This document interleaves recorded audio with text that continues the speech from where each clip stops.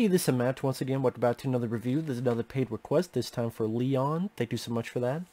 And for those interested in requesting pretty much any type of videos, topics, reactions, commentaries, re-reviews, reviews, whatever, feel free to send it either directly to my PayPal or join my Patreon. Both links are down below in the info box.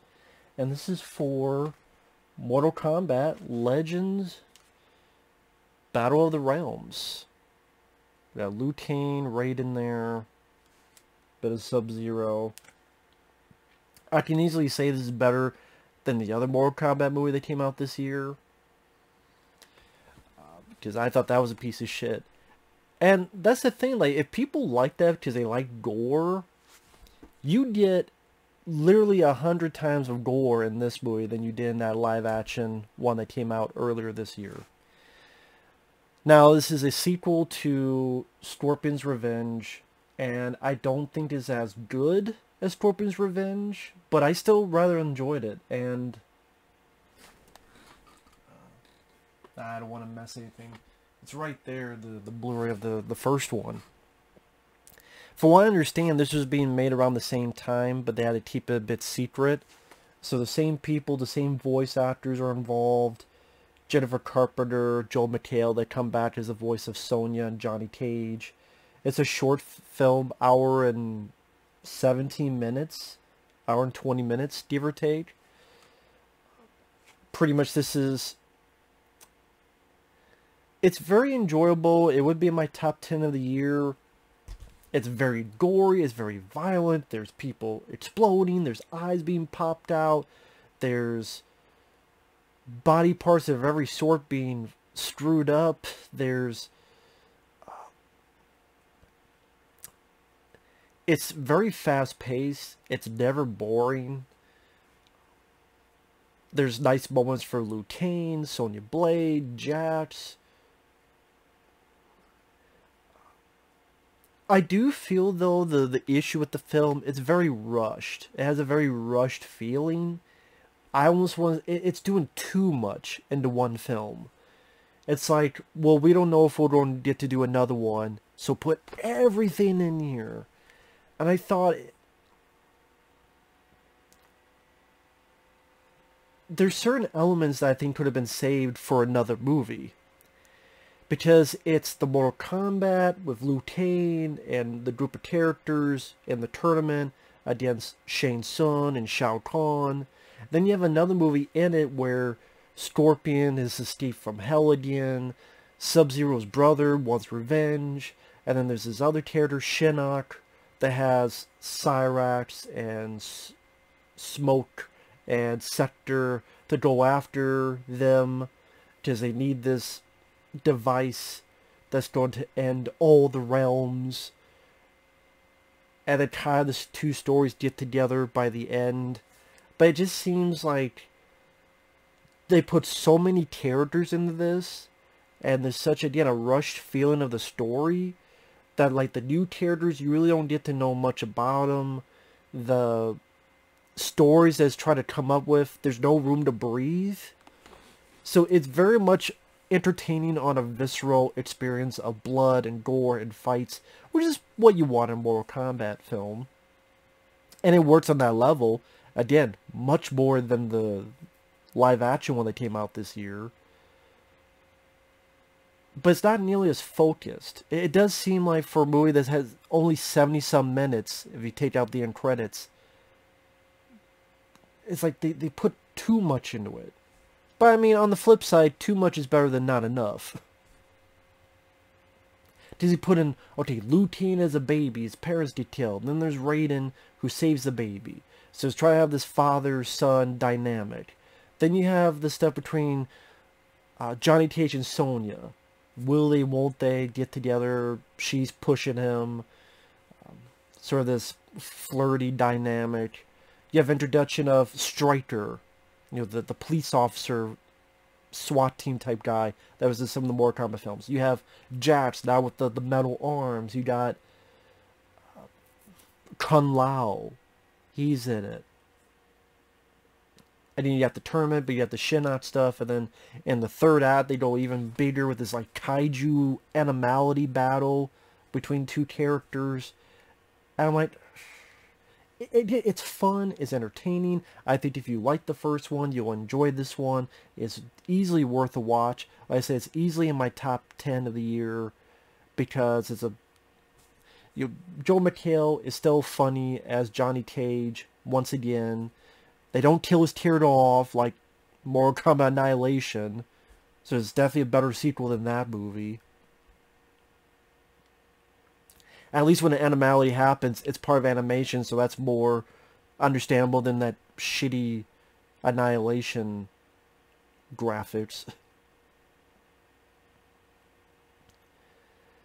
But, I mean, the movie is never boring. It's never boring. Like I said, after that opening, and even from the opening, like Raiden, when he kills some of the people trying to kill Liu Kang as a baby, he's making people explode, eyes pop out of their heads. Definitely a gory, gory, gory motherfucking movie. And then there's like a Lord of the Rings Two Towers type of battle, which is following the end of the first movie.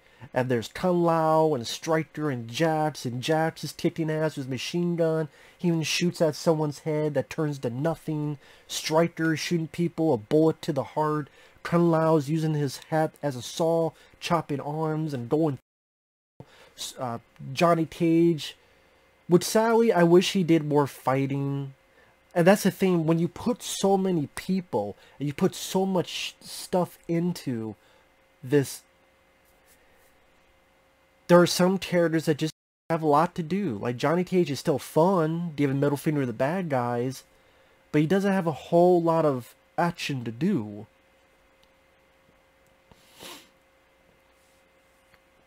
Like, there's a fight in the tournament, he loses, but he doesn't die. And then he helps Sonya Blade at the end, put a grenade in the, I think it was Baraka's mouth.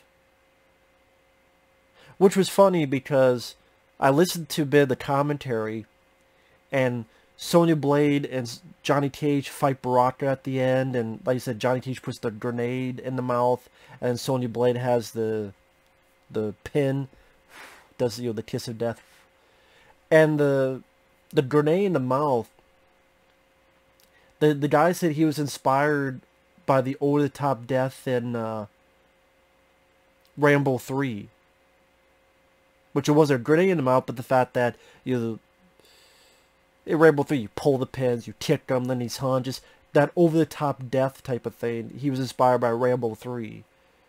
And anyone that references Rambo 3 is A-OK in my book. So, there you go.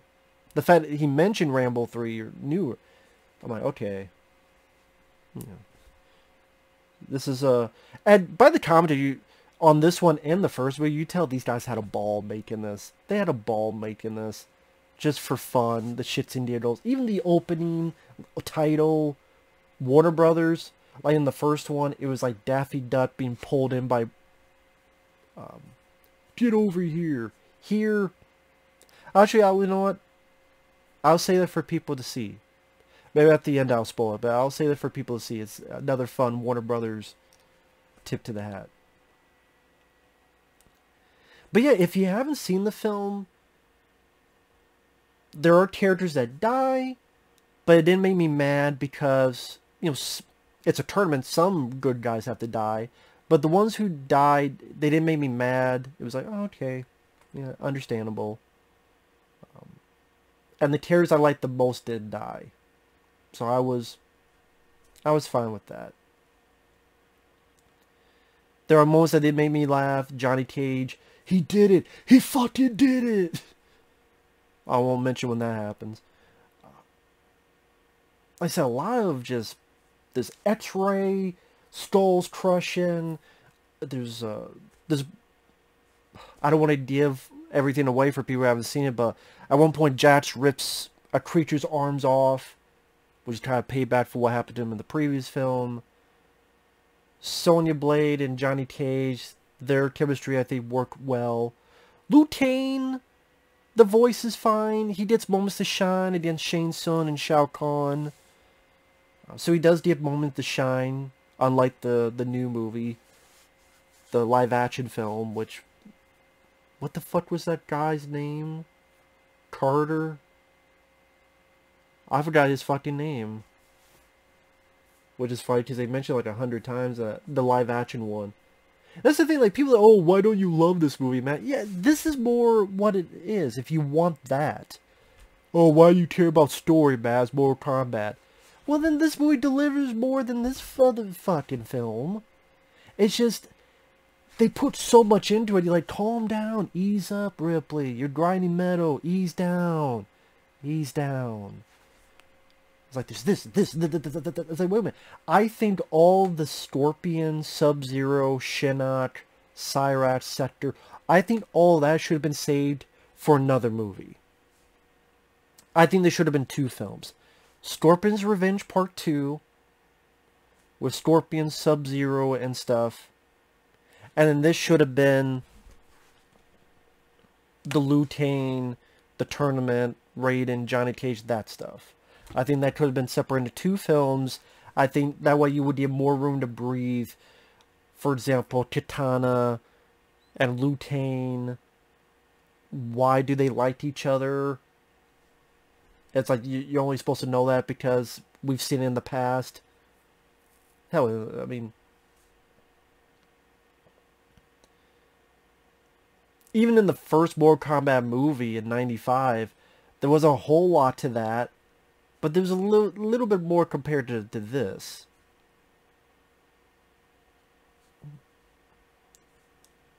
But, you know, each character do get their moments to shine. Like I said, I felt it was just, it's going in such a fast rush feeling. There's stuff that get lost in the midst of it. Where you have so many characters that, like, it's hard to jumble all this around. And I wish that character got a bit more, or I wish that character did a bit more. That feeling's going to come up. And I'll repeat, I think the Scorpion Sub-Zero stuff should have been its own movie. And then the tournament should have been its own movie with Shao Kahn. And that's just my thought on it. Didn't more into spoilers. Like I said, if you like gore, you like violence, you like fighting, you like Mortal Kombat ass kickery, I think you would enjoy this. If not, I don't see why people would hate the film. I think it's a fun follow-up to Scorpion's Revenge. There's nothing in it that was done that made me mad.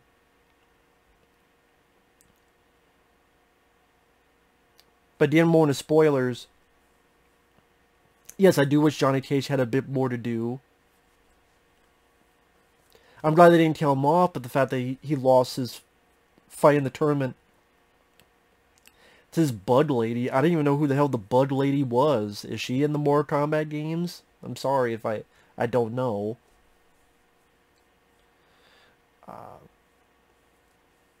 How I put it. Scorpion, he's such a badass in the first movie. I felt like one big disappointment in the film is Cyrax, Sector, and Smoke, after he's been turned, they're 3 advanced, upgraded folks that go after Scorpion because he has some key magic embedded into him. They're supposed to capture him. Sub-Zero goes after him because he wants revenge, but then it's like, no, I gotta help.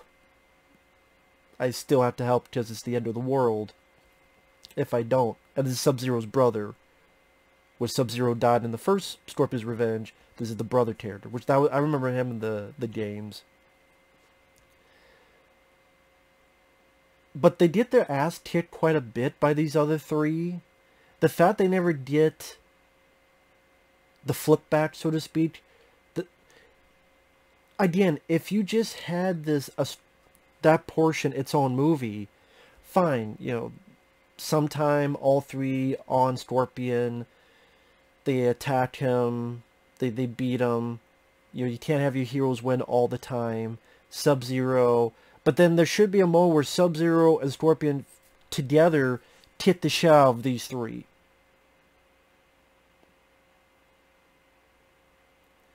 The fact that doesn't happen, and instead Shinnok does his thing, and these, not gargoyles, but these other creatures, they take care of Smoke and Cyrax's Sector, that's pretty lame. Because you've had these terrorists beat up two of our main characters so much, the fact they don't get the comeuppance from them, I thought was a big mistake. And it's more like, well, they're here, and they're here, and we gotta move the story along, because we gotta go fast. Like, no. Just, like I said, this should just be its own movie. And that way, Sub-Zero, Scorpion, Kiss of Shao, those three, and then they deal with Shinnok, and it'll be better than Sub-Zero Mythologies. And I think that's an issue with trying to do too much into one movie, probably because they felt more than likely they're not going to get another chance, another film.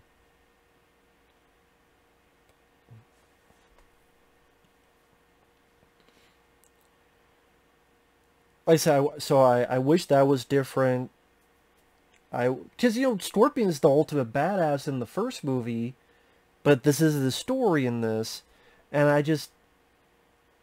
I wanted more of Scorpion to shine, but at the same time, he had his own movie to do that.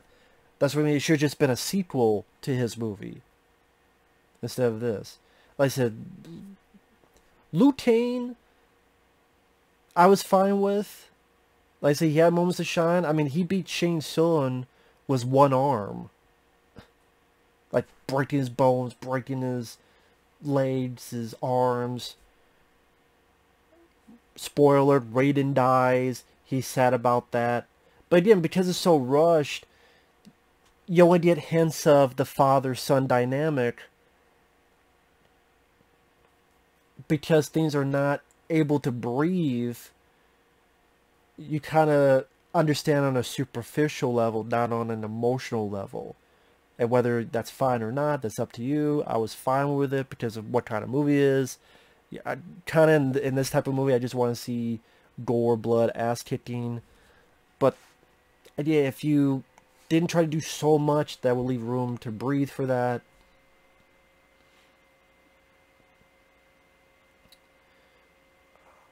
The very end, when Liu Kang beats the fuck out of Shao Kahn, and then Shinnok has this thing, and now he's a big giant fucking kaiju thing, and then Liu Kang, because he won and beat Shao Kahn, he gets his power, now becomes a giant dragon, and that giant dragon fights this giant figure in this battle, and I'm like, what? Okay, this is like a Godzilla movie now. I don't know if this really needs to belong in Mortal Kombat. I mean, it's called Mortal Kombat. I don't know if you need like a giant... You try to do too much. I appreciate the energy. I appreciate the ambition. Ethan Spaulding and Jeremy Adams.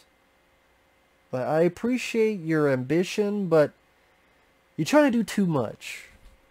You're trying to do too much. We don't need to see giant dragons or giant stuff. Scorpion and Sub-Zero try to help Liu Kang. And Scorpion has a cool moment, get over here, and hits the middle of the what did he call him? The one being. I think it was like the one being, or some kind of. Anyway, doesn't do anything, because Liu Kang has to do it as this dragon. I'm like, you didn't need all this. I know it's trying to do the animality thing, but okay, for folks out there, the animality thing was just a cute gimmick in a Mortal Kombat game. I don't know why, like, Mortal Kombat Annihilation, there's a lot of other issues with that, and this, like, they take the animality and they go full force. No, I'm tired of animality. Animality, in retrospect, fuck animality. It works as a cute other death animation in Mortal Kombat games back in the day. Stop doing it in movies. It comes off as even more goofy and silly, and it's not really what people want. I'll speak for myself. It's not really what I want. So I didn't need that shit. And Liu Kang's a super god, and he's able to pull the realms, separate them, so everything's fine and dandy. Like I said, I think it would have been fine if it was, you build up Striker a bit more, you have Johnny Cage do a bit more in the tournament, You have other villains from other Mortal Kombat that he can fight, win. Have him win 1 or 2 and then lose, not die but lose. At least that. Not lose the first fight he has in the tournament. See, so Johnny Cage should have... You try to do too much and that hurts the product because... If you took stuff out, you want to put it in a different movie. Like, that whole thing, you could have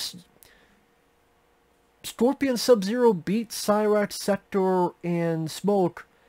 Beats them, but the time it took for that, Shinnok got this thing, became this big thing. How the hell is these two going to do it? And then, get over here. They fuck it up, destroy it. That was their redemption, their journey. Boom. Scorpion's revenge too. I keep harping on this. I know I repeat it 10 times. This needed to be 2 films. If you separate into 2 films, again, Striker, have Johnny Cage do a bit more. Have it just end with a bit more of development of Raiden and Liu Kang. Maybe Liu Kang as younger, flashbacks of that, and Raiden watching from afar. Something of that nature as Liu Kang's growing up. And then when Raiden dies, then he beats the fuck out of Shao Kahn. He does some kind of gory fatality, you know, some type of thing. Well, I don't know Liu Kang's character if he does that or not. You did.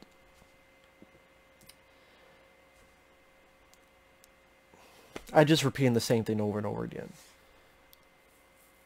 But it's still a fun movie. It's still an entertaining film. It's still a fast-paced film. It's still an incredibly gory film. I do think if you're a Mortal Kombat fan, you'll enjoy it. Like I said, I do think the first film, Scorpion's Revenge, was a better-paced, more focused movie. And like I said, it's a lot of fun, very enjoyable. It's a worthy sequel. It's a step down. It's too... You try to do too much. And... It's like, calm down. Calm down. Just... You make it into 2 movies, it'd be even better. That's just me. But with that said, thanks for watching. Take care. Extra spoilers. I was fine with some of the character deaths. The characters that died were Kung Lao, Striker, Raiden. Other good guys, that's pretty much all that died. That I understood.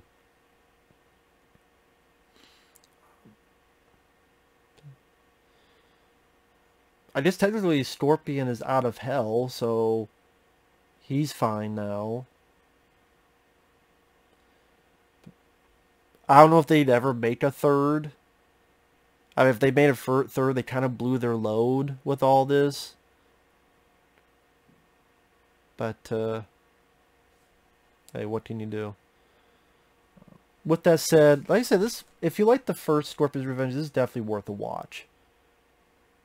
And I just don't want to spoil a lot of the gore bits, because there's a lot of them, and a lot of it's pretty fun to watch.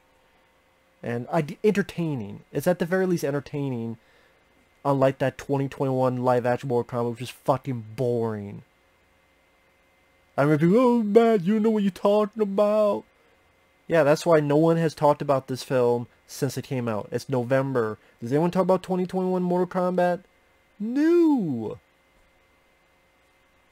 This is better. A lot better. Does it have whatever the fuck his name was. We'll see you guys later. Bye-bye.